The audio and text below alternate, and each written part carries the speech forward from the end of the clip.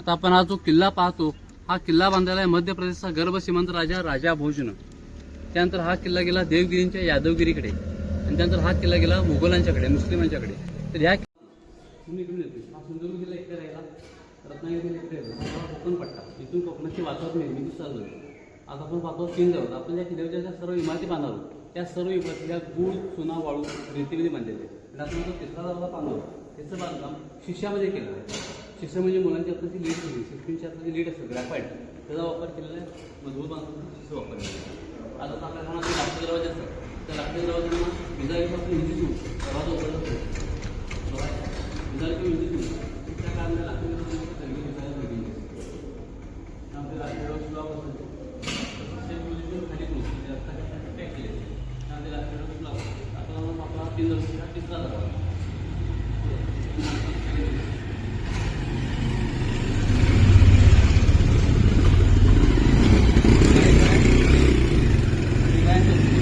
बांधून दिलेलं आहे.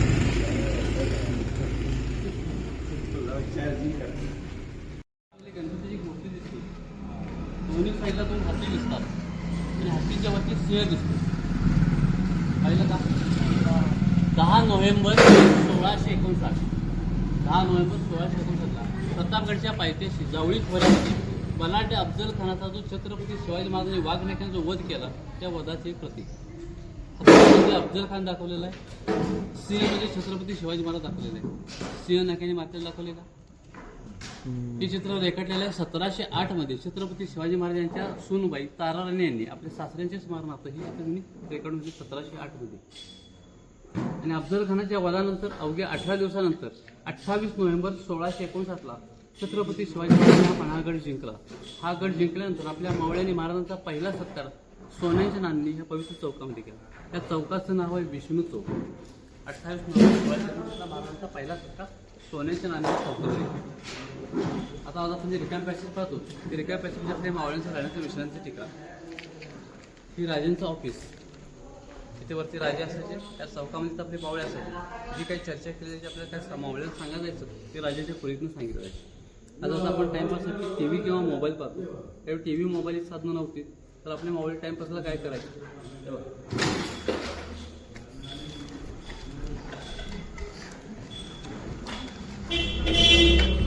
वेळेमध्ये आपल्या तलवारींना धारा करायची.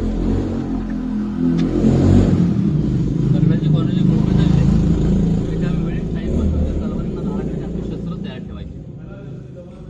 आज आता आपण जे उभा आहोत ते समुद्र सपाटीपासून 3232 फूट उंचीवर, एवढ्या उंचावर पाण्याकशावरती दुसरं कोणतं गाव नाही. तरी पण आज या किल्ल्यावर 100 विहिरी आहेत आणि 2 तलाव आहेत. आता आपण पाण्यासाठी बोरिंग वगैरे 100 विहिरी आणि 2 तलाव महाराजांच्या अगोदरच्यापर्यंत महाराजांच्या नंतरच्यापर्यंत किल्ल्यावर आता 100 विहिरी आहेत. तर आता आपण बोरिंग आज पाण्यासाठी बोरिंग मारतो 800-300 फूट पाणी लागतो न लागतं नशिबाचा भाग आहे. तर आपल्याला 5 सर्वात कमी उंचीचं पाणी 5 फुटावर पाणी पिण्याचं आहे. कंटिन्यू पाणी असते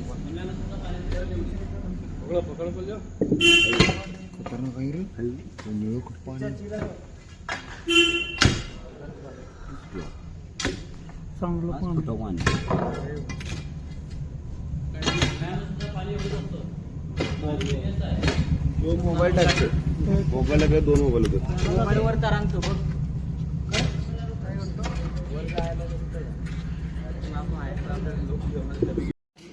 जेवढे यूज कराल तेवढे स्टोरेज यूज होतं.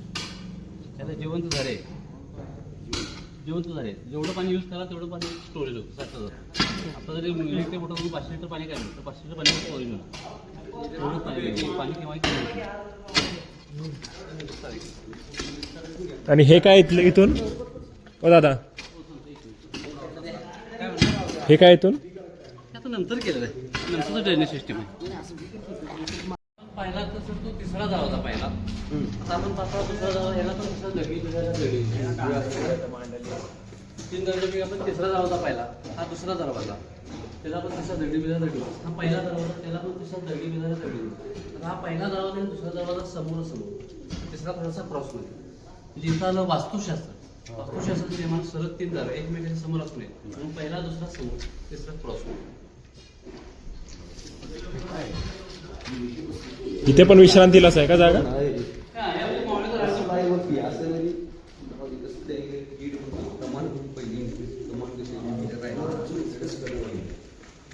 हे काय हे मुख्य गडाचा मुख्य प्रवेशद्वार हा पहिला दरवाजा त्याला पण त्याच्या दगडी वेगळ्या रेडिंग ते कशासाठी आहे ते?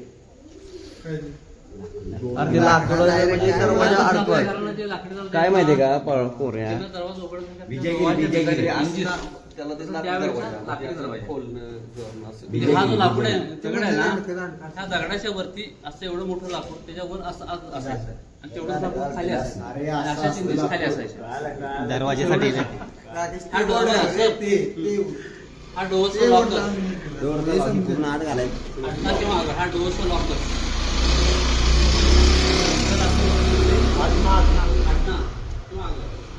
डोअरचा लॉकर. आता आपण पाहतो ही पूर्ण किल्ल्याची तटबंदी बॉर्डर अशी पूर्ण किल्ल्याला 8.5 किलोमीटर पूर्ण तटबंदी आहे. 8.5 किलोमीटर. आता आपण इकडे जे पाहतो आपल्याला दगडी शिळा दिसतात मोठ्या तटबंदीच्या ही दगड दिसतात खाली काळी अशी 40% काळी तटबंदी आहे ही पूर्ण किल्ल्याची आणि 60% नॅचरल तटबंदी आहे जांभ्या दगडांची. त्याला कोकणामध्ये चिरा म्हणतात. मग चिरा दगड हा जो आहे तो प्रत्येक ठिकाणी प्रत्येक विहिरीला हा चिरा दगड लागलेला आहे. त्यामुळे आज या किल्ल्यावर 100 विहिरी आणि 2 तलाव आहेत. त्यातलं पाणी कंटिन्यू कायम स्टोरेज राहतं. त्यातलं पाणी केव्हा कमी आज इथं गडावर वरती पाणी आहे पण या लोकांना खाली इथं पाणी नाही. आज इथल्या लोकांनी पाणीतलं पाणी काहीच खाली नाही आहे. आपण जे पाण्याची पाईपलाईन पाहतो सर इकडे पहा उजव्या साईडला जी पाण्याची पाईपलाईन पाहतो ही किल्ल्याची चोरवाट हा चोर मार्ग. सकाळी 6ला दरवाजे उघडायचे संध्याकाळी 6ला दरवाजे बंद करायचे. संध्याकाळी 6 जरी कोणी आपला मावळा वेळानं आला दरवाजा उघडायचा नाही तर तो मावळा आपल्याची खात्री पटली शहानिशा तो आपलाच आहे तरच त्याला तिथून दोराच्या साईने तिथून वर घेतलं जायचं पण 6 हा दरवाजा उघडायचा नाही. आता आपण हा जो किल्ला पाहतो हा किल्ला बांधलेला आहे मध्य प्रदेशचा गर्भ श्रीमंत राजा भोजनं. त्यानंतर हा किल्ला गेला देवगिरींच्या यादवगिरीकडे आणि त्यानंतर हा किल्ला गेला मुघलांच्याकडे मुस्लिमांच्याकडे. तर ह्या किल्ल्यावर बरीच वर्ष आदिलशाही निजामशाही कुतुबशाही मुघलांनी राज्य केले. त्यामुळे तुम्हाला प्रत्येक ह्या उर्दूमधला शिलालेख पाहिला तर तो शिलालेख आता तुम्ही फोटो काढून गुगलला ट्रान्सलेट केला तर 1008 साल एवढंच सांगतो. तर तो शिलालेख म्हणजे काय आहे. आता जसं आपण शुभ लाभ धनलक्ष्मी देवांची नावं लिहितो तसं त्या काळात ह्या किल्ल्याला धोका पोचून हा किल्ला सुरक्षित राहावा म्हणून ईश्वरचंनी केलेली उर्दूमधली प्रार्थना आहे. आता आपण हा जो किल्ला पाहतो त्या किल्ल्याला सिद्धी जोहरनं 133 दिवस 4.25 महिने चारी बाजूने वेढा दिला होता. सिद्धी जोहरचं 40,000 सैनिक चारी बाजून होतं आणि आपले 40,000 सैनिक सिद्धी जोहरचं चारी बाजून होतं. 133 दिवस 4.25 महिने आणि सिद्धी जोहरचा 133 दिवस वेढा होता आणि सिद्धी जोहरचं 40,000 सैनिक चारी बाजून होतं आणि आपले 600 लोक आणि छत्रपती शिवाजी महाराज या किल्ल्यावर 133 इथं अडकलेले होते. सिद्धी जोहरावर हा किल्ला पाडण्यासाठी हा दरवाजा तोडण्यासाठी तोफेंचा मारा केला तरी पण हा दरवाजा तुटू शकला नाही पडू शकला नाही. 3 ठिकाणचे नुकसान झाले आपल्याला इथं पाहायला मिळतं. आता आपण हा जो चौकडीचा वरचा जो मोठा दगड पाहतो तो दगड तिथे ट्रॅकला दिसतो सेंटरला तिथे पहिली तोफ लागली दुसरी तोफ लागली डाव्या त्याला बांधकामाला एक चौकोनी चांगला दगड पडलेला आहे तो एक दगड म्हणून पाहता तिसरा दगड त्याचा कॉर्नर तुटलेला दिसतो तिथे दुसरी तोफ लागली तिसरी तोफ पलीकडे कच्च्या बांधकामामध्ये दगडाला मोठं होल पडलेलं दिसतो. अशा 3 ठिकाणी तोफेंचा मारा झाला तरी पण हा दरवाजा तुटू शकला नाही पडू शकला नाही. तर आता तुमचा हा दरवाजा का पडू शकला नाही तर आपल्याकडे पण जी दगड आहे तर बाहेर तोंड काढलेली ते आपल्या चौपाटण्याचे ठिकाण मग आपल्या तोफींची त्यांची 7 किलोमीटर आणि आपलं कसं होतं वरून खाली त्यामुळे स्पीड होतं त्यांचं खालून वर त्यामुळे स्पीड कमी होतं त्यामुळे दरवाजांचं नुकसान होऊ शकलं नाही. आता ऑलमोस्ट पहिल्या दरवाजांचं नुकसान होऊ शकलं नाही त्यामुळे दुसरा दरवाजा सेफमध्ये असेल तिसरा क्रॉसमध्ये तो शिशामध्ये बांधलेला. आता आपण इकडे जे पाहतो ते आपल्या सगळ्या सह्याद्रीच्या पर्वत रांगा. आता तुम्ही कल्पना करू शकताल का आता आपण पुढच्या नेक्स्ट पॉईंटला जे जाणार आहोत त्यामुळे या इथे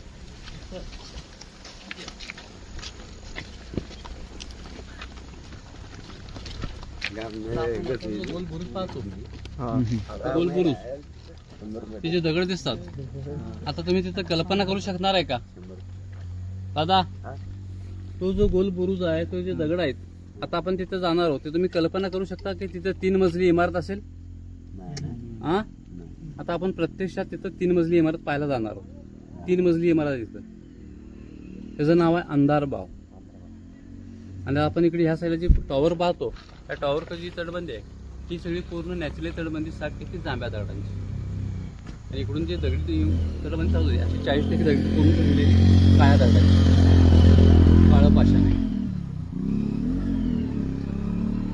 नाव आहे अंधार बाव. बाव म्हणजे बावडी, बावडी म्हणजे कोकणी शब्द बावडी म्हणजे विहीर.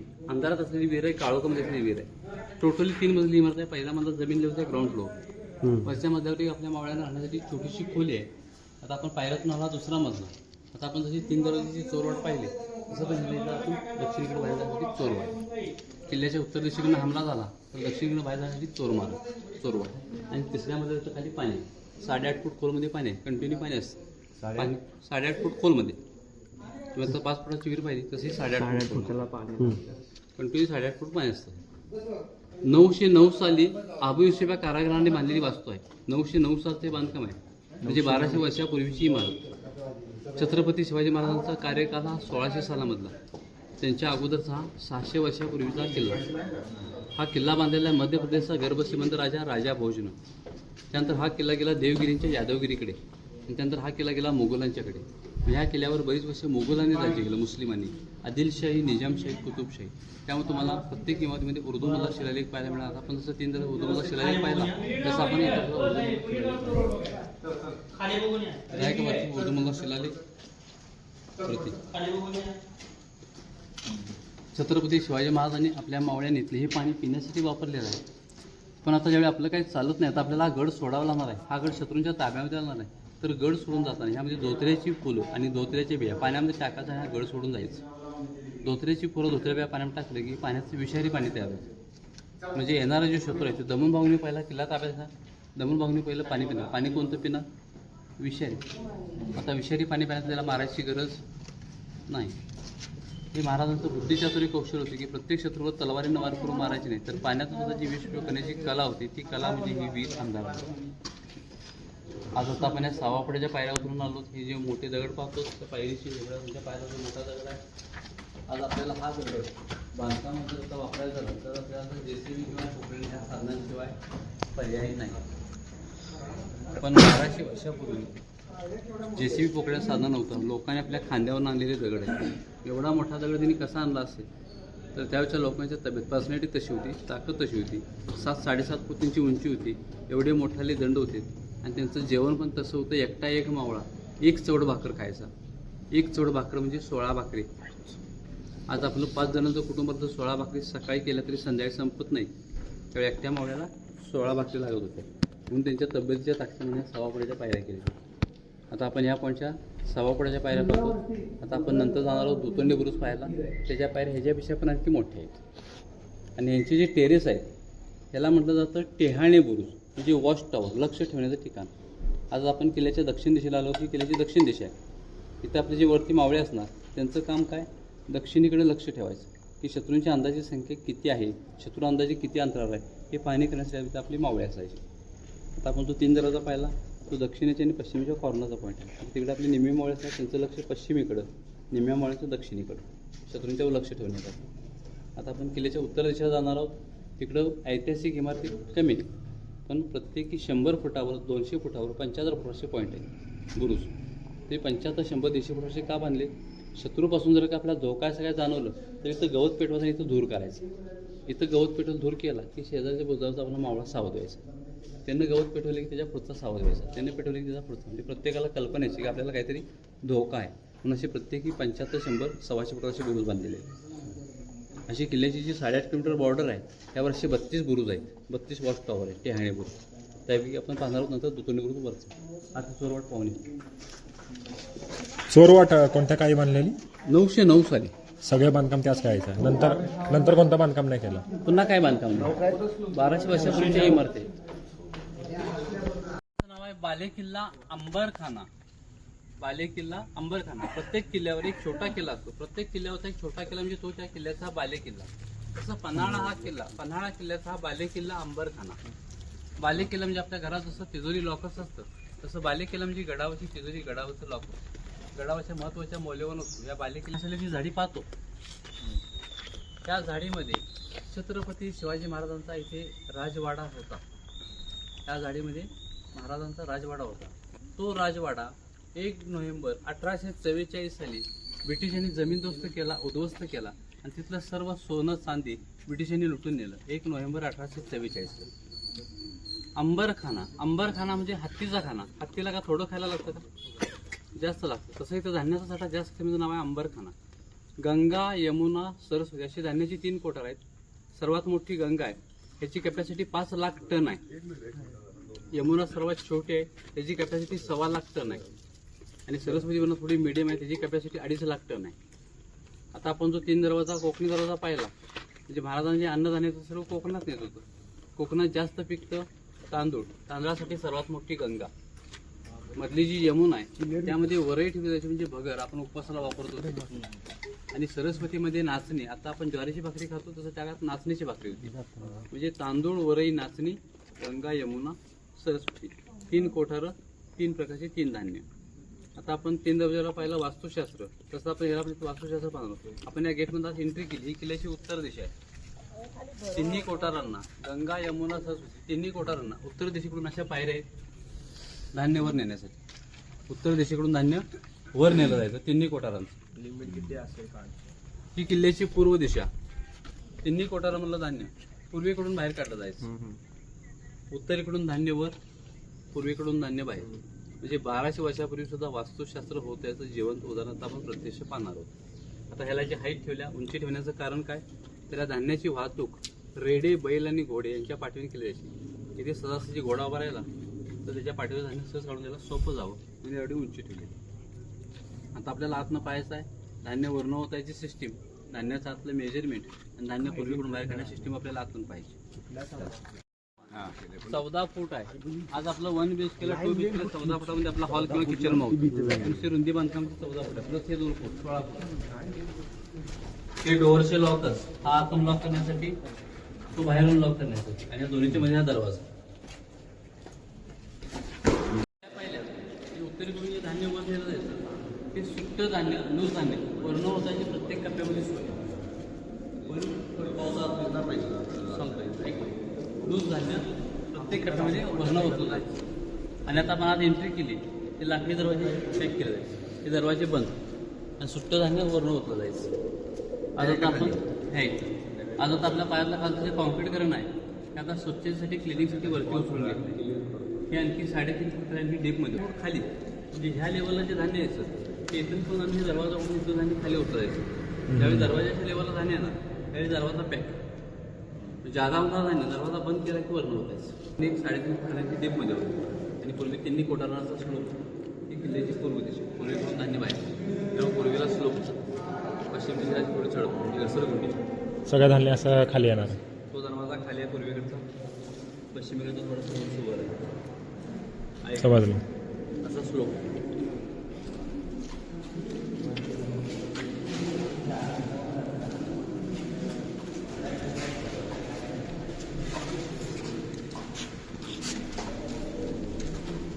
या जागेचं नाव काय? इथे 5 lakh ton 5 lakh ton 5 lakh ton ही कॅपॅसिटी. हा उत्तरेकडचा दरवाजा. इथं आपला उत्तरेकडचा दरवाजा, त्यांचे बाहेरचे मावळे आहेत आपले संरक्षणासाठी, सिक्युरिटी उत्तरेकडे. आता आपण आत एंट्री केल्यापासून इथंपर्यंत आपल्याला हे दगडांचे 7 कॉलम दिसतात. हे 7 कॉलम आहेत. त्यातले 7 कॉलम इकडचे 6 कॉलम हे प्लेन आहेत. हा जो शेवटचा 7वा कॉलम आहे त्यालाच फक्त मेजरमेंट आणि मार्किंग आहे. 25%, 50%, 75% आणि 100%. जे आपण ओळखलं जायचं की धान्य किती शिल्लक आहे, किती संपलं, किती टन शिल्लक आहे, किती टन भरलेलं आहे. फक्त ह्यालाच मेजरमेंट आहे. बाकीचे 6 प्लेन आहे. ह्याची रुंदी उंची किती या कोठाराची? ह्याची हा रुंदी उंची 25 फूट अशी लांब आहे रुंदी आणि 42.5 फूट उंच आहे. बघा आता आपण आज आपल्या किल्ल्यावर लोक किती आहेत, ह्या धान्य किती आहे. हे धान्य आपल्याला आणखी 2 महिने पुरेल तर कमी पडेल. पुरत असेल तर 2 महिने गप्प बसवला लागणार, कमी पडत असेल तर मागवावं लागणार. मग हा अंदाज केला जातो. मग अंदाज कुणी करायचा तर आपला पूर्व दिसता सिक्युरिटी गार्ड धान्य रक्षण. त्यांचं काम काय? पूर्वीकडून धान्याचं रक्षण करायचं सिक्युरिटी, आणि ह्यावर लक्ष ठेवायचं की आज आपले लोक किती आहेत आणि धान्य किती आहे. पूर्वनियोजना तिन्ही लक्ष ठेवायचे. ही किल्ल्याची पूर्व दिशा. आता मला खाली बोल मग हे बोल आणखी 3.5 फूट म्हणजे आपल्या कमरे एवढं छाती एवढं खाली खोलमध्ये होतं. हे दरवाजा बंद. हे सगळं पूर्ण धान्यानं भरलेलं असायचं. बाहेरचं लाकूड काढलं की इथून धान्य बाहेर आपण कणगीतनं काढतो तसं शेतकरी लोक पत्र्याच्या कणगीत काढतात तसं इकडून बाहेर. आता आपण पाहतो सर्वात छोटी यमुना आपली उपवासाची वरही बघत. आपला उपवास काय आठवड्यातून एकदा असतो त्यामुळे सर्वात छोटं. आता आपण जसं गंगाला पाहिलं पूर्वेकडून धान्य बाहेर, पूर्वेकडचा सिक्युरिटी गार्ड, तसा हा पूर्वेकडचा सिक्युरिटी गार्ड त्या डोळच्या खालून पूर्वेकडून धान्य बाहेर. ही सरस्वती यामध्ये नाचली सुरू जायची. ह्याला पण हा पूर्वेकडचा दरवाजा, पूर्वेकडचा सिक्युरिटी गार्ड, तिकडून पूर्वेकडून धान्य बाहेर आणि उत्तरेकडून पायरे. म्हणजे तिन्ही कुठं आतमध्ये जायला करता आपण जाऊ शकतो. जाऊ बाहेर म्हणजे आपण बाहेर उत्तरेकडून पायऱ्या पाहिजे. त्याला पण उत्तरेकडून धान्य वर, त्याला पण धान्य वर जाणं धान्य कुठं बाहेर. हा पूर्वेकडचा आपला सिक्युरिटी गार्ड त्या डोळ्याकडून पूर्वेकडून धान्य बाहेर खाली होतं काही जवळ ही गंगा यमुना सरस्वती तांदूळ वरही नाचली. हां आता दगडांना हात लावून पाहतो. दगडांना हात लावून तुम्हाला हा असा दगड असतो तेवढा तुम्हाला अत्यंत उन्हाळ्यामध्ये मे महिन्यामध्ये इतका थंड लागणार. हा दगड केव्हाही गरम होत नाही. त्याला म्हटलं जातं काळं पाषाण. हा काळा दगड आणि या दगडांचा जो थंडपणा जो गारपणा आहे त्यामुळे ते धान्य खराब होत नव्हतं. म्हणजे आता आपण सध्या फ्रीजला ठेवतो तसं. म्हणजे त्या काळातले कोल्ड स्टोरेज म्हणायचे. त्या काळात एकाच तापमानावर त्यामध्ये आपलं पाला वगैरे लिंबाचं वगैरे काय नाही, फक्त धान्य. आहे सांगतो. त्यांनी विचारलेल्या प्रश्नाचं उत्तर आता मी तुम्हाला देतो. तर ह्यामध्ये धान्य खराब का होत नव्हतं? दगडांच्या थंडपणामुळे. किल्ल्याच्या भोवतीनं कडुलिंबाची झाडं भरपूर आहेत. किल्ल्यावर तुळशीची झाडं भरपूर आहेत. हा तुळशीचा आणि कडुलिंबाचा पाला यामध्ये मिक्स केला जातं की धान्याला कीड लागू नये, धान्य खराब होणे म्हणून. आता आपण जसं पावडर लावतो तसं. आणि आपण जे धान्य बनवताची सिस्टीम आहे ती पावसाळ्यामध्ये माडांची मोठी पाण्यावर झाकली जायची, पॅक केलं जायचं की पावसाळ्यामध्ये पावसात येऊन धान्य भिजू नये म्हणून. म्हणजे उन्हाळा, पावसाळा, हिवाळा तिन्ही ऋतूमध्ये धान्याची काळजी घेतली जायची की धान्य सुरक्षित राहिलं पाहिजे. आता जशी आपण ही 3 कोठारं पाहिली तसेच आपण जाताना ते 3 फुलं बांधणार आहोत. आता ते थोडंसं होणार तुम्हाला माहिती मी इथं सांगतो जाताना ते फुलं पाहूया. तर हा जो किल्ला बांधलेला आहे मध्य प्रदेशचा गर्भश्रीमंत राजा भोजनाथ. आता आपण ज्या बालेकिल्ले अंबरखान्यामध्ये आलो त्या बालेकिल्ले अंबरखान्याची तटबंदी आणि आपण जी तिन्ही कोठार पाहतो त्या तटबंदी आणि कोठाराचं बांधकाम वरचेवर पडत होतं. बांधलं की बांधकाम पडायचं. हे बांधकाम टिकत नव्हतं. हे बांधकाम टिकण्यासाठी, बांधकामाला यश येण्यासाठी एका ज्योतिषानं सांगितलं की ती जिवंत माणसाची समाधी द्यायला पाहिजे तरच हे बांधकाम टिकू शकेल. आता जिवंत माणसाची समाधी द्यायला कोण तयार होणार? किल्ल्याच्या चारी बाजूनं दवंडी पेटवत आली. दवंडी द्यायची. दवंडी म्हणजे अनाउन्सिंग करण्यात आलं, पुकारण्यात आलं. त्या दवंडीमध्ये त्यांना फक्त एक महिला मिळाली, गंगू तेली. अत्यंत गरीब परिस्थिती होती, जिला 2 वेळचं जेवायला मिळत नव्हतं. नवरा पण संसारामध्ये साथ देत होता, नवरा त्रास देत होता, छळ करत होता. म्हणजे तिचा संसार सुखाचा नव्हता. तिला पहिल्या 3 मुलीच होत्या. 4थ्या सुद्धा ती गरोदर होती, प्रेग्नन्सी होती. आपल्या गरीब परिस्थितीला कंटाळून, नवऱ्याच्या त्रासाला कंटाळून तिने समाधीचा निर्णय घेतला. समाधीचा निर्णय घेतल्यानंतर तिने राजापदातून अटी घातली की माझ्या 3 मुलींचं पालन पोषण सांभाळा त्यांनी केला पाहिजे आणि माझ्या 3 मुलींचं नाव लिहिलं आठवून केलं पाहिजे. राजाभाऊने अटी मान्य केली. राजाभाऊने अटी मान्य केली तर गंगोजीने आपल्या पोटातल्या बाळाकडे गरोदर असताना तिथे जिवंत समाधी दिली. तिने समाधी दिल्यानंतरच त्या कोठाराचं बांधकाम टिकलं, तटबंदीचं बांधकाम टिकलं आणि बाल्य किल्ला उभा राहिला. गरोदर असतानाच होतं, गरोदर मुलासकट, बरोबर पोटातल्या बाळासकट समाधी दिली.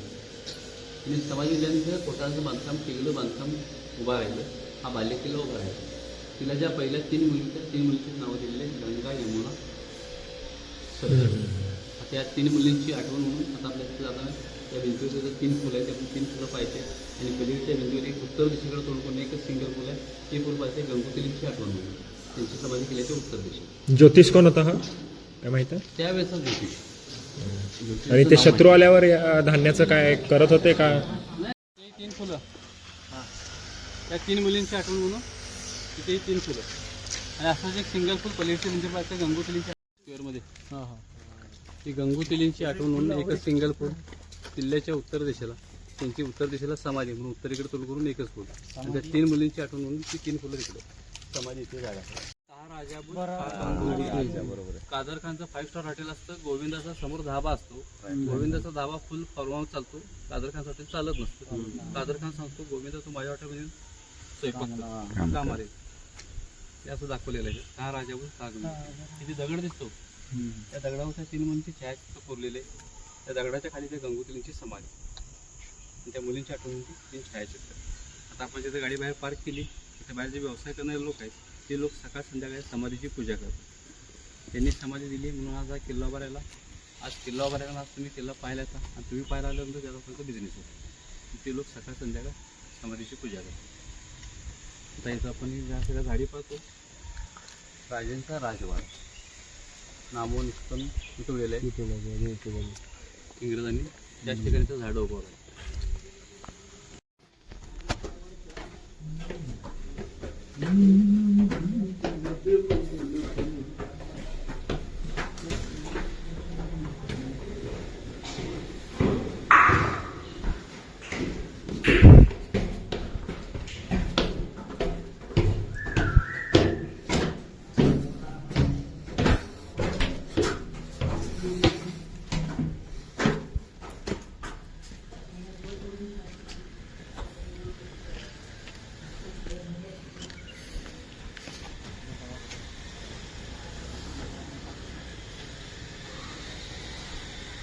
आपण इकडे पाहतो त्याची हिरव्या कलरचं गेट दिसतं. हा जो रस्ता दिसतो मातीचा त्या पॉईंटचं नाव आहे राजदिंडी मार्ग. राज म्हणजे छत्रपती शिवाजी महाराज, दिंडी म्हणजे पालखी. 12 जुलै 1660 वार गुरुवार पौर्णिमा होती. चांदण्याची रात्र, पावसाचे दिवस होते. त्याच रात्री वीररत्न शिवाकाशीत आणि छत्रपती शिवाजी महाराज एकूणच 2 पालख्या दोघांच्या बाहेर पडल्या. म्हणून या पॉईंटचं नाव आहे राजदिंडी. राजा म्हणजे छत्रपती शिवाजी महाराज, दिंडी म्हणजे पालखी. सिद्धीजवळचा जो 133 दिवस वेढा होता त्या वेड्याच्या काळात आपले 600 मावळे ते किल्ल्यावर अडकलेले होते.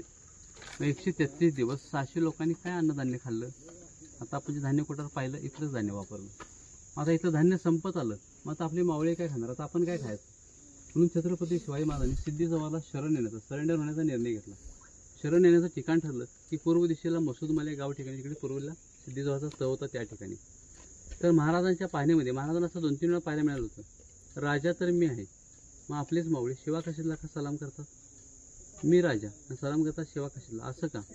तर आपलेच मावळे फसत होते. आपलेच मावळे कन्फ्यूज होत होते की शिवाकाशीत कोण आणि शिवाजी महाराज कोण हे आपल्याच मावळ्यांना कळत नव्हतं.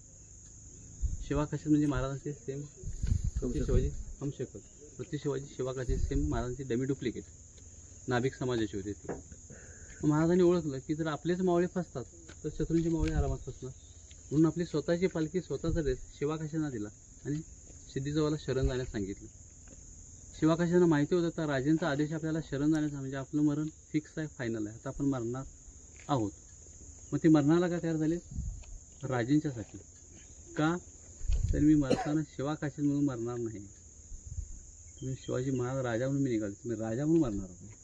म्हणून पालखीत बसताना त्यांनी एक वाक्य वापरलं, लाख मेले तरी चालतील पण लाखांचा पोशिंदा जगला पाहिजे. एवढं वाक्य वापरलं आणि ते पालखीत बसलेत आणि सिद्धीजवळच्या तहामध्ये पोहोचले. सिद्धीजवळच्या तहामध्ये पोहोचले त्याचवेळी त्याचा अफजल खानाचा मुलगा फाजल खान होता. त्या फाजल खानं छत्रपती शिवाजी महाराजांना अगदी जवळून पाहिलं होतं आपल्या वडिलांच्या हत्येच्या वेळेला. त्यानं ओळखले की आपली दिशाभूल केलेली, आपल्याला फसवलेलं आहे की छत्रपती शिवाजी महाराज नाही आहेत. हे त्यांनी त्यांच्या डोळ्यावरनं त्यांच्या बोलण्यावरनं कपाळाचा तलवारींचा घाव होता त्यावरनं ओळखलं की शिवाजी महाराज नाही शिवाकाशीत आहेत. त्याचवेळी त्याचं पूर्व दिशेला शिवाकाशींचा जेरीटोप काढला, पाहिलं तर ते शिवाजी महाराज होते शिवाकाशीत होते. त्याचवेळी पूर्व दिशेला शिवाकाशींची हत्या केल्याने आपल्या असंख्य 300 मावळी पूर्व दिशेला मारले गेले. आता ज्यांच्यासाठी आपण हा वेढा दिला छत्रपती शिवाजी महाराजांसाठी तेच आपल्याला शरण येणार आहे.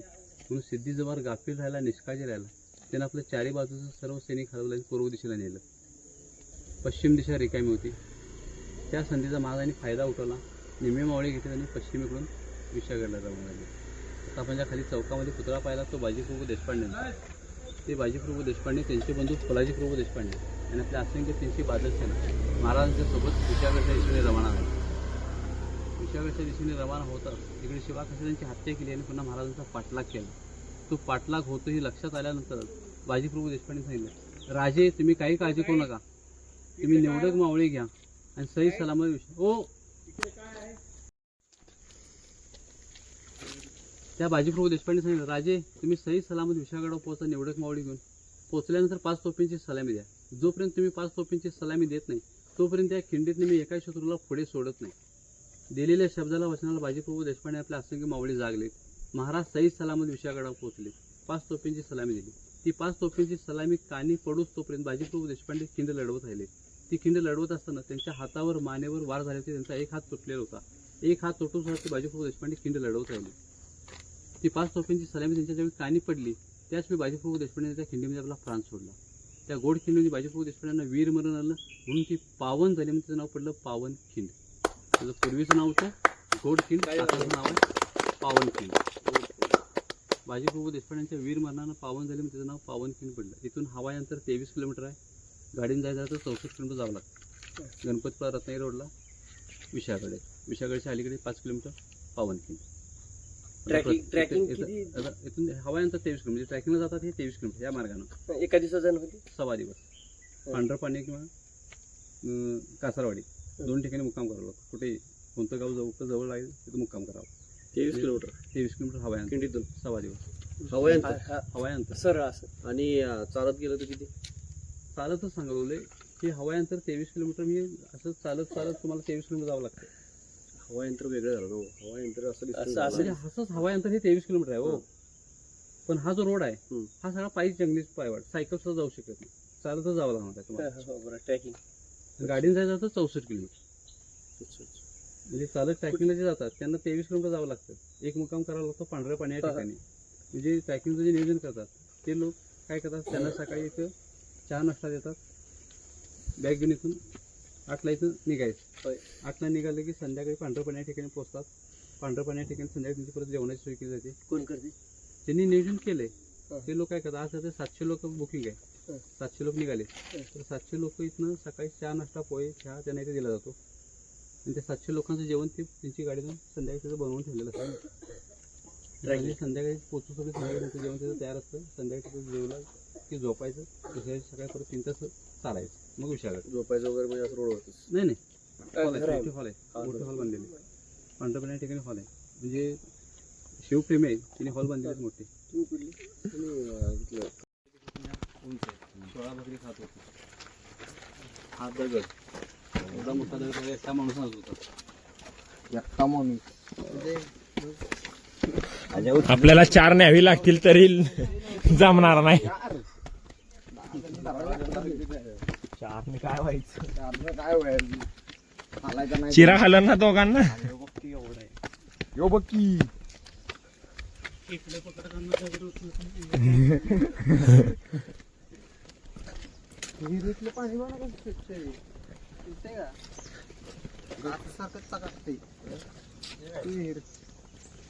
काम करा. मी काय म्हणतोय बसायचं त्यांना सांगू द्या. हा आणि ऐका ती काय बाई बसायचं. नाव आहे दुतोंडी बुरुज. दुतोंडी म्हणजे 2 तोंड असतात बुरुज. इकडूनही पायऱ्या आहेत इकडूनही पायऱ्या आहेत. त्याला दोन्हीकडून वाट्या 2 तोंड असं नाव आहे दुतोंडी बुरुज. किल्ल्याची अशी जी 8.5 किलोमीटर बॉर्डर आहे त्यावर असे 32 टेहाणी बुरुज आहे. Watch tower.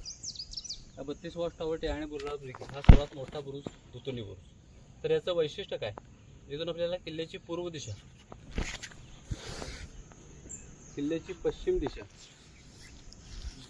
आणि किल्ल्याची उत्तर दिशा, तिन्ही दिशेकडचं शत्रू अंदाजे किती अंतरावर असेल, शत्रूंची अंदाजे संख्या किती आहे ते आपल्याला इथून पाहणी करता येतं, लक्ष ठेवता येतं, निरीक्षण करता येतं. आता तुम्ही जे बसलात या ठिकाणी आता आपल्या तोफा असायच्या. इथून आपण तोफेच्या साह्याने पूर्व, पश्चिम आणि उत्तर तिन्ही दिशेकडचं शत्रू एकाच ठिकाणावर आपण मारू शकतो. त्यामुळे हा सर्वात मोठा वैशिष्ट्यपूर्ण बुरुज आहे दुतोंडी बुरुज, की एकाच ठिकाणावर तिन्ही दिशेकडचं शत्रू आपण मारू शकतो. आता आपण जो सिद्धीजवळ कुठं होता, कुठं ती छावणी ती पूर्वेला मसूदमाला म्हणून गाव आहे. आता आपण नंतर पुढच्या पाण्यात जाणार आहोत. तुम्हाला एक तलाव दिसतो, तो माले तलाव. त्या माले तलावाच्या शेजारी मसूदमाला म्हणून गाव आहे, त्यांची छावणी. मसूदमध्ये पाहणार पहिल्यापासून पूर्वेपासूनच. ते वेडा घातलेला तो म्हणजे असं ते. आता हा जो वेडा होता इथं आपल्या ज्या तोफा असायच्या, इथं आपल्या तोफींची रेंज 7 किलोमीटर. आपलं कसं होतं, वरून खाली होतं त्यामुळे स्पीड होती. आता तुम्हाला तिथून निळा पत्राची जी घरं दिसतात, रस्ता दिसतो, वाहनं दिसतात, ते तेवढ्या अंतरावर हा वेडा होता त्यांचा. यांच्या बाहेर आपली तोफिंजिरी 7 किलोमीटर. तर महाराजांचं एक गनिमी गाव म्हणतात, म्हणजे एक टेक्नॉलॉजी म्हणतात, बुद्धिशास्त्री. ज्यावेळी आपले 600 लोक इथं अडकलेले होते आणि त्यांचे 40,000 सैनिक चारी बाजून होते. मग त्यांची 40,000 सैन्यापैकी काही गुप्त रोहित लपून छपून पाहणी करण्यासाठी यायची की आपण गडावर किती लोक होते अंदाज घेण्यासाठी येणार, लपून छपून पाहणी करण्यासाठी. मग महाराजांना माहिती होतं की वेडा आहे, पाहणी करण्यासाठी तर येणारच, पण आपण 600 लोक आहोत हे त्यांना कळता कामा नये. म्हणून आपल्या मावळ्यांना त्यांनी काय सूचना दिली ती, एक माणूस जेवला तर 5 पत्र्या खरकडे खाली टाकायचे. म्हणजे इकडे 200 लोक जेवले तर इकडे 1000 पत्र्या पडणार, तिकडे 200 जेवले तर तिकडे 1000 पत्र्या पडणार, तिकडे 100 जेवले तर तिकडे 500 पडणार. म्हणजे अंक संध्याकाळी त्यासनी वाढवून सांगा. आता जे राजे गेलेत विशाळगडला, आता आपण अजून समोर टेबल लँड मसाई पठार पाहतो. म्हणजे सातारा जिल्ह्यामध्ये कास पठार फेमस आहे ना, तसा इकडचा मसाई पठार आहे. असे 7 पठार आहेत. असे 7 पठार पार केल्यानंतर मग विशाळगड लागतो. राजे जे गेले ते ह्या पहिल्या पठारावर आपण दिसतो पाहतो, त्या पठाराच्या खालून जी झाडी दिसते त्या झाडीतून राजे इथून विशाळगड लागले. ही साईड विशाळगड. आणि जी वाहनं दिसतं, हा जो रोड दिसतो हा गणपतीपुळा रत्नागिरी रोड. हा रोड कोकणात गेला, रत्नागिरी. किती वेळ लागतो? 134 किलोमीटर. लय वेळ नाही लागला, 2 तास, 3.5 तास 4 तास. घाट आंबा घाट आहे. आंबाकडे काम चाललंय ना? काम चालू आहे, पण त्यामुळे जरा असं थोडंसं ड्रायव्हेशन आहे ना, तर घाटात ड्रायव्हेशन केलं असणार की बऱ्याच ठिकाणी ड्रायव्हेशन केलं असणार ना, त्यामुळे जरा वेळ आणणार. 3.5-4 तास लागणार. उभा राहा सगळेजण. सर्व इमारतीच्या इंटरलॉकिंग सिस्टीम बांधकाम हेमाडपंथी मंदिर बांधकामामध्ये प्रत्येक दगड एकमेकाला लॉकिंग केलेलं आहे. उदाहरण पाहिजे तर इथे हा जो दगड आहे ह्याचं वेट हा इथं कट करून ह्याच्यावर ठेवलेला आहे आणि ह्याचं वेट हा कट करून इथं ठेवलेलं. म्हणजे प्रत्येक दगड एकमेकात लॉकिंग केलेलं आहे. ह्यालाच म्हणलं जातं इंटरलॉकिंग सिस्टीम बांधकाम हेमाडपंथी बांधकाम. आता आपण अंधारगाव पाहिले, 3 दरवाजा पहिला, धान्याची बॉर्डर पाहिली.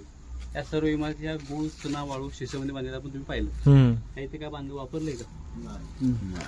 इंटरलॉकिंग सिस्टीम बांधकाम हेमाडपंथी बांधकामाचा नमुना. आता आपल्या घरात टेरेसवर पत्र्यावरचं जे पाणी काढतो आपण PVC पाईप म्हणतो, पाणी काढतो त्यावेळी दगडी पोळू, दगडी पाणी त्यात पाणी बाहेर काढलं जाईल.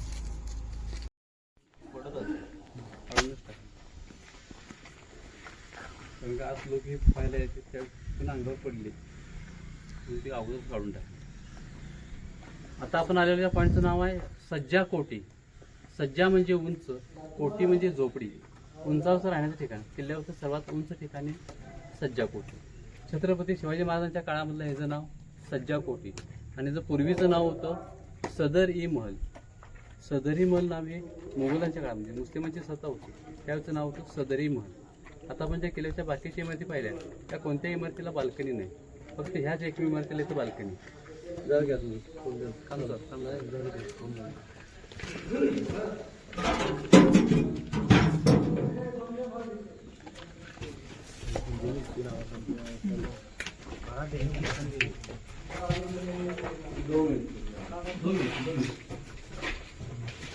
तर ह्याच एकमेव इमारतीला बाल्कनी का आहे तर सदरी महल सरदारांचं महल, राजे लोकांचं महल.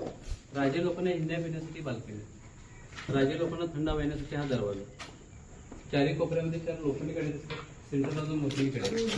इथं राजे लोकांचा झोला झोपाळा असतो, त्यामुळे राजे लोक इथे विश्रांती करायचे. आता आपण जी पवित्र खोलीमध्ये आलो, त्या पवित्र खोलीचं वैशिष्ट्य म्हणजे छत्रपती शिवाजी महाराज राहत होते. सिद्धी जवळ एक 33 दिवस वेढा होता. त्या वेड्याच्या काळात थोडे दिवस राजांचं वास्तव्य सज्जापोटी त्या ह्या खोलीत इथं राहत होते. ते राजांचं सिंहासन, इथे राजे बसायचे.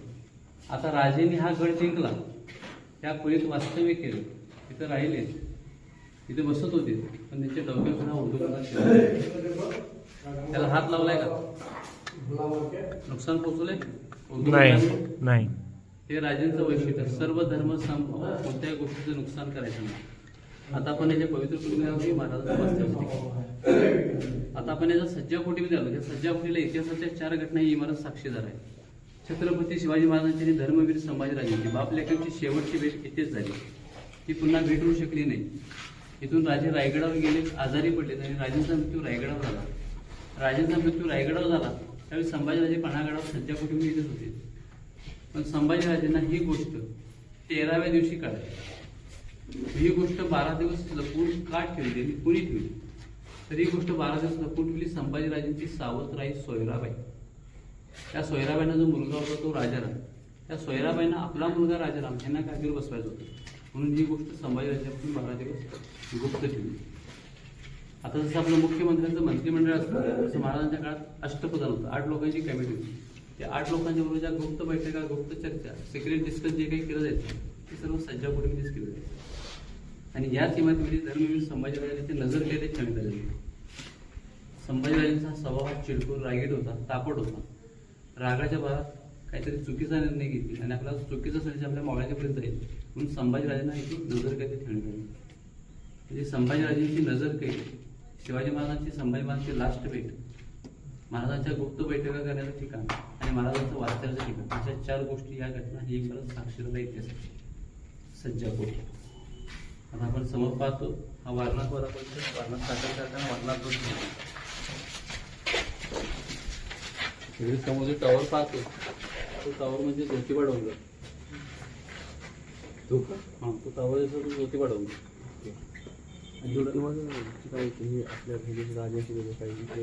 म्हणजे केदारनाथाचं म्हणजे राजे पण जात होते पहिल्यापासून महाराजांपासून.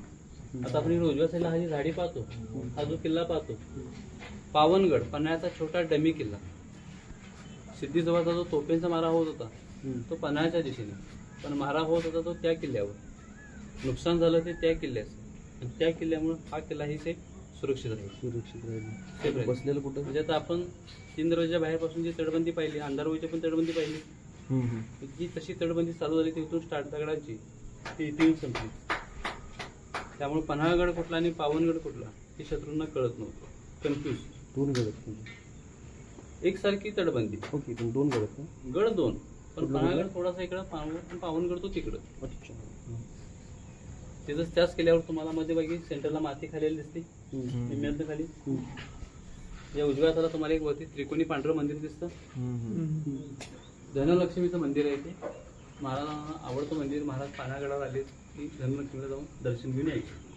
आणि त्याच मंदिरापासून 30 फूट अंतरावर तुपाची विहीर आहे. तुपाची विहीर. तर महाराजांना जी रसद, जी मदत येत होती, ते तूप येत होतं. ते तूप त्या आता आपण त्या 3 दरवाजांची विहीर पाहिली तेवढ्याच अंतराची 5 फुटाची तिथं तुपाची विहीर आहे. त्या विहिरीत ते तूप साठवलं जायचं आणि आपली झाडपाला औषधी वनस्पती आहे आयुर्वेदिक, ती वनस्पती त्यात मिक्स केली जायची. त्या विहिरीच्या शेजारी 5 फुटाचं असं उकळ आहे, त्या उकळमध्ये तो पाला बारीक केला जायचा आणि तुपात टाकला जायचा आणि ते झाकून ठेवलं जायचं.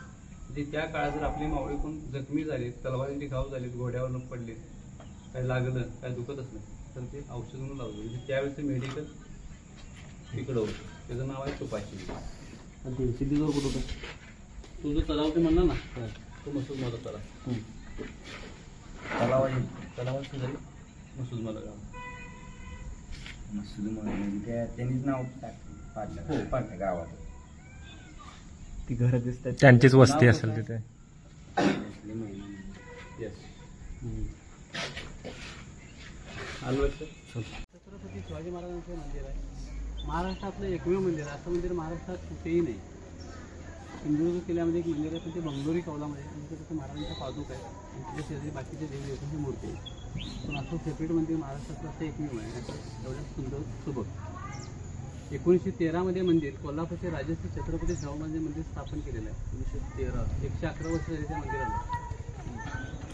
छत्रपती शाहू महाराजांनी पुढच्या पिढीला शिवाजी महाराजांचा इतिहास कळावा, लक्षात राहावा, जुन्या मंदिराची स्थापना केलेली, पायाभरणी केलेली 1913 मध्ये केली गेली. कोल्हापूरचे राजश्री छत्रपती शाहू महाराज. हा 2.5 फुटाची संगमरवरी मूर्ती घोड्यावर बसलेली महाराजांची. प्रत्येक पौर्णिमेला आणि प्रत्येक अमावस्येला याची पूजा केली जाते. त्यावेळी मंदिर सकाळी अर्धा पाऊण तास उघडतं आणि प्रत्येक शिवजयंतीला आणि प्रत्येक शिवराज्याभिषेक हे मंदिर दिवस रात्र उघडं राहतं. प्रत्येक शिवजयंतीला आणि शिवराज्याभिषेक दिली तिथून महाराष्ट्रातून हजारो शिवभक्तांच्या शिवज्योत, शिवजयंतीला जी ज्योत येतात इथून येतात. आता हे मंदिर बंद ठेवण्याचं कारण काय? महाराजांची मूर्ती आहे. फार वर्षापूर्वी 20-25 वर्षापूर्वी त्या मंदिराला 2 दरवाजे, दरवाजामध्ये होल दिसत का, ते होल ओपनमध्ये होती. आपली मूर्ती पाहण्याची पर्यटकांना. पण आता समोर शाळा आहे म्हणून लहान आहे आणि पर्यटक पण सगळे चांगल्या भावना येतील असं नाही. तुम्ही काय झालं तर वेगळं काय तर टाकलं तर महाराजांची मूर्तीची विक्रम झाली तर पुन्हा जातीय दंगल होऊ शकते. दोन्ही मंदिर बंद आहे. ते बंद केलेलं आहे. आता आपण जो राजदिंडीचा इतिहास ऐकला तो इतिहास मला प्रत्यक्ष इथं पाहायला मिळतो. मध्ये सेंटरला जो पिवळा रंग दिलेला आहे ना, त्याच्या राजेंचा फोटो होता. तो फोटो थोडासा खराब झाला म्हणून तो फोटो काढून ठेवलेला आहे. तिकडे उजव्या हाताला शिवा कशाचा फोटो आहे, तिकडे डाव्या हाताला बाजीप्रभू देशपांडेंचा, म्हणजे महाराजांचा उजवा हात आणि डावा हात हे दोन शूरवीर. आणि या दोन शूरवीरांच्या पाण्यावर पुतळे आहेत. तुम्ही टॅक्स पावती घेतली, आता एंट्री गेली पाण्यावर, तिथे शिवा कशाचा पुतळा आहे. आता तुम्ही टॅक्स पावती घेतली तर गाडी थोडीशी स्लो करा, डाव्या हाताला पुतळा पहा. आता चौकामधला बाजीप्रभू देशपांडेंचा पुतळा तुम्ही जाताना पाहणार का. महाराजांचा उजवा हात आणि डावा इथं आपण जे समोर इमारत पाहतो, तारा राणींचा राजवाडा. शिवाजी महाराजांचा दुसरा पुत्र राजाराम, राजारामांची पत्नी तारा राणी, आंबीराव मोहितेची मुलगी तारा राणी, त्यांचा हा राजवाडा. कोल्हापूरच्या गादीचा 74 वर्ष राज्यकारभार तारा राणींनी ह्याच राजवाड्यातनी केला. पन्हाळी त्यांची त्या काळातली राजधानी होती. आता सध्या ह्याच राजवाड्यामध्ये सध्या स्कूल आहे आणि शाळेला दिल्यामुळे हा राजवाडा मेंटेनन्समध्ये राहिलेला सुस्थितीत आहे. जाऊ शकतो. स्कूल आहे नाही, बाहेर फक्त मध्ये वेगळंच पाहायला मिळणार. काय नाही. नाही, फक्त कडनं बघितलं असतं लई जावायला. बघून या आम्ही अजून पण लाकडाचं जे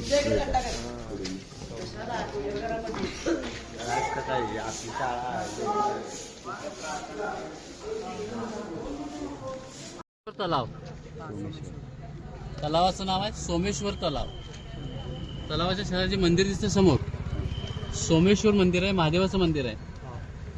छत्रपती शिवाजी महाराज पाण्यावर पहिल्यांदा आलेत हा गड जिंकल्यावर. त्यावेळी आपल्या मावळ्यांनी महाराजांनी 1 लाख सोनचाफ्याची फुलं त्या महादेवाला वाहिलेली होती. 1 लाख फुलं वाहिलेले मंदिर आहे महाराजांनी. सोमेश्वर मंदिर, महादेवाचं मंदिर. 70 फुटा खोल तलाव आहे सेंटरला.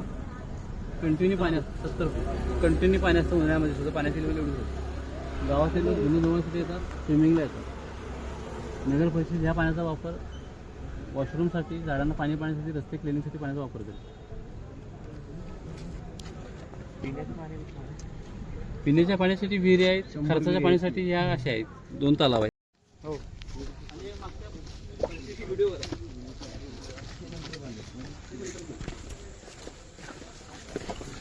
त्या प्रत्येक व्हिडिओ करा.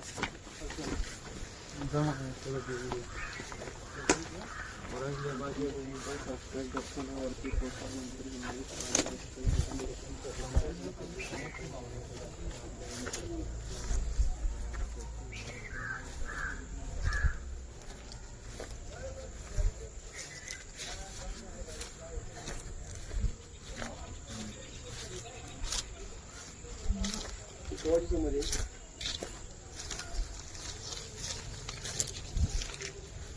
आता आपण पाहतो हा जो पुतळा आहे, हुकूमत पनाहा रामचंद्र पंत अमात्य बावडेकर. महाराजांचं जे अष्टप्रधान होतं, अष्टप्रधानमध्ये सर्वात महत्त्वाची व्यक्ती ही, त्यांचं नावच होतं हुकूमत पनाहा. त्यांचा हुकूम म्हणजे फायनल डिसिजन. जी काय चर्चा सल्लामसलत होत होती ते रामचंद्रपंत अमात्य बावडेकर आणि छत्रपती शिवाजी महाराज यांच्यामध्ये. आणि ह्यांनी दिलेले सल्ले, त्यांचे निर्णय छत्रपती शिवाजी महाराजांना योग्य वाटत होते, आवडत होते, पटत होते आणि महाराजांचे उपयोगात आणलेत, अंमलात आणले. यांनी जे काही महत्त्वाचे सल्ले, निर्णय दिले, त्या सर्व निर्णय इतिहासामध्ये जे आढळल्या त्या सर्व गोष्टी इथं माझ्या परिचयाचे लिहिलेले, इथे दिलेले. सहकार आरमार आज्ञापत्र वगैरे. म्हणजे थोडक्यात हे महाराजांचे त्या काळातले लिगल ॲडवायझर, सल्लागार, ॲडव्होकेट. महाराजांचे त्यावेळचे ॲडव्होकेट, त्यांची समाधी, ही त्यांची समाधी आणि त्यांच्या वंशांची समाधी.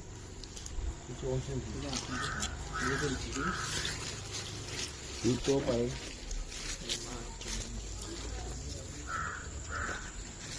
हे बांधकाम किती सालचं आहे? कोणतं? हे बांधकाम हे आत्ता केलेलं आहे. हे जे फरशीवरचं जे मागचं लिहिले ना, हम्म. हे आत्ता जस्ट म्हणजे 5 वर्षात केलेलं आहे. अच्छा. ही जी समाधी होती ना, आम्ही ते ज्यावेळी व्हॉलीबॉल खेळायचं या ग्राउंडवरती यायचं, त्यावेळी समाधी निम्मी मुजलेली होती. हे आता जे खाली उकरलं ही नंतर केलेलं. ही समाधी आता ओपन केलेली आहे. ही मुजलेली होती मातीत आणि बांधकाम वगैरे नंतर केलेलं आहे. या इकडे या, त्याला फटका मारायचं आणि मग दगडी गोळा त्यावर आत टाकायला सोडतो. आत झाडू सामान किती भरलंय, किती पेशंट तुम्ही भरले, त्यावर गोळी ठेवायची, किती ठरवा आत बसवायची. 2, 3, 4 तुमच्या हिशोबाने ठेवायचे बारूद जेवढा जास्त तेवढी तिची ती Power जास्त. बनतो. प्रेशर आता जास्त आपला बनला ॲटम बॉम्ब की एवढा गोळा आता ॲटम बॉम्ब आपला इथं आता लावला ज्या- तर आपलं कान कसं होतं आमचा असेल तोफा सेम असं फक्त त्याचं काय असतंय बारूद मागं त्या पुढं गोळा मागं टाकायचं मागं ते चार्ज असतं तोफासारखं असतं ते त्याला चार्ज बोलतात ह्याला पण ह्याला पण तसंच आहे आग आग चिंगारी सोडतो आग पकडली की ते बारूद जळतो त्याचा हे तयार होतो गॅस आणि त्या प्रेशरनं जेवढं बारूद असतं तेवढं प्रेशरनं साऊंड होतं. जुन्या रायफली चालतात तसं. System. आता आपण ही जी समोरची जी इमारत पाहतो रेडे महाल आता आपण जे धान्य कोठार पाहिलं त्या धान्य कोठारामध्ये धान्याची वाहतूक रेडे बैल आणि घोडे यांच्या पाठीत केली जायची त्या हम्म. रेडे बैल घोड्यांना विश्रांतीचं ठिकाण हा रेडे महाल म्हणजे थोडक्यात हा गोठा म्हणा किंवा तबेला त्यावेळी त्या प्राण्यांसाठी राहण्यासाठी स्वतंत्र व्यवस्था होती महल होतं त्या प्राण्यांना पाणी पिण्यासाठी समोर तलाव होतं. त्यांचं कोण राहतं? आता इथं ह्या इमारतीमध्ये सध्या शासनाचं रेशन दुकान आहे स्वस्त धान्य दुकान कडून नंतर छापलेले आहे त्यामध्ये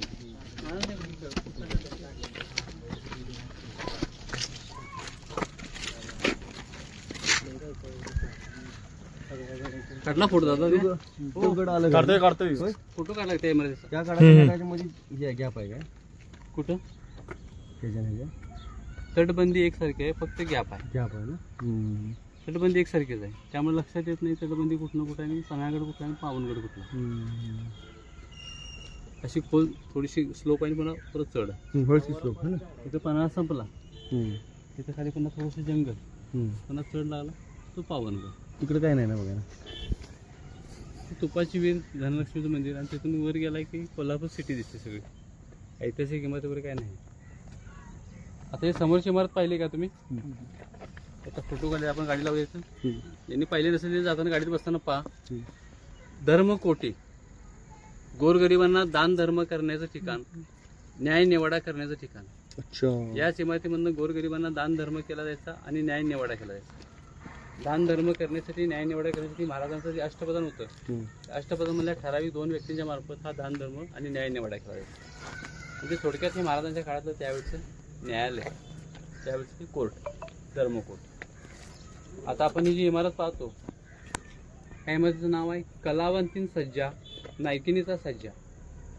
आता आपण जशी सज्जा कुठे पाहिली तसं सेम लुक याचाच होता थोडी पडझड झाली त्यामुळे त्या लक्षात येत नाही कलावंतीन सज्जा नायकिनी सज्जा आता ती पाहुणं होती सज्जा कोठी आता आपण ज्या किल्ल्यावरच्या सर्व इमारती पाहिल्या कलावंतींचा म्हणजे सांगतोय की आता आपण ज्या किल्ल्यावरच्या सर्व इमारती पाहिल्या त्या सर्व इमारतींना छत्रपती शिवाजी महाराजांचा इतिहास आहे आणि स्पर्श आहे पण ह्या इमारतीचा आणि छत्रपती शिवाजी महाराजांच्या इतिहासाचा काही संबंध देणं घेणं नाही स्पर्श नाही तर का तर ह्या इमारतीमध्ये मुघलांच्या काळामध्ये मुस्लिमांच्या काळामध्ये महिला लोकांना इथं नाचवलं जायचं मुजरा केला जायचा नाच गाण्याचे कार्यक्रम केले जायचे नाच गाण्याचे कार्यक्रम मुजरा करणं महिला लोकांना नाचवणं ह्या गोष्टी महाराजांना आवडत नव्हत्या त्यामुळे ही वास्तू ही इमारत त्यांच्या इतिहासापासून दुर्लक्षित आणि वंचित आहे फक्त एक किल्ल्याचा भाग आहे ऐतिहासिक इमारत म्हणून फक्त तुम्हाला दाखवावी लागते बरोबर म्हणजे आपण किल्ल्याच्या बाकीच्या इमारती पाहिल्या त्यांना सर्वांना महाराजांचा इतिहास आणि स्पर्श आहे पण या इमारतीचा संबंध नाही आता आपण तो खाली झेंडा पाहतो भगवा झेंडा काली बुरुज पनिशमेंट पॉईंट गुन्हेगाराला तोफीच्या समोर उभा करून शिक्षा देण्याचं ठिकाण काय भगवा झेंडा घरांच्या बशी बुरुज कुठं त्या घराच्या बॅक साईडला पोलीस लिहिलेच्या मागं बॅक साईडला झेंडा दिसतो का तो आता झेंडा वाऱ्याने हे झालाय पांढरा आहे मी व्हिडिओ काढलाय दाखवतो तो पनिशमेंट पॉईंट काली बुरुज गुन्हेगाराला तोफीच्या समोर उभा करून शिक्षा देण्याचं ठिकाण आणि आता तुम्ही आज एंट्री केली पन्हाळ्यावर गाडीतनं तुमची जी टॅक्स पावती घेतली ती तुम्ही इथून नाव केल्यानंतर इथे टॅक्स पावती घेतली त्याचे बांधकाम दिसते का ते काली बुरुज पासून जे दगडी बांधकाम दिसतं इकडे काय आहे पाण्याच्या तिकडे ती आता पण किल्ल्याची दक्षिण दिशा ही पूर्व दिशा तिकडे आपण जो अंधारभाव पाहिली 3 दरवाजा पाहिला तटबंदी इकडे पुढेपर्यंत मग आता जी दगडी बांधकाम दिसतं हा इथे 4 दरवाजा होता तो 4 दरवाजा 1 नोव्हेंबर 1844 साली इंग्रजांनी उद्ध्वस्त केला, तोडला. त्यांना गडावर यायला हवी वाट हवी होती म्हणून तो रस्ता केला. त्यामुळे तुमची कार इकडून येऊ शकली. आपण 3 दरवाजा पाहिला, तसा इथं तो 4 दरवाजा होता. तो 1 नोव्हेंबर 1844 ला इंग्रजांनी उद्ध्वस्त केला, रस्ता केला आणि गडावर प्रवेश केला आणि त्याच वेळी तो राजवाडा तोडला. क्वार्टर नाही तुझी कोठारात काय थोडा सोनं चांदी होतोय. मला महत्वाचं ज्या हा वस्तू तिचा हात घातला तिने, तिजोरी डायरेक्ट हात घातला. पाकिट कशाला मारली तिजोरी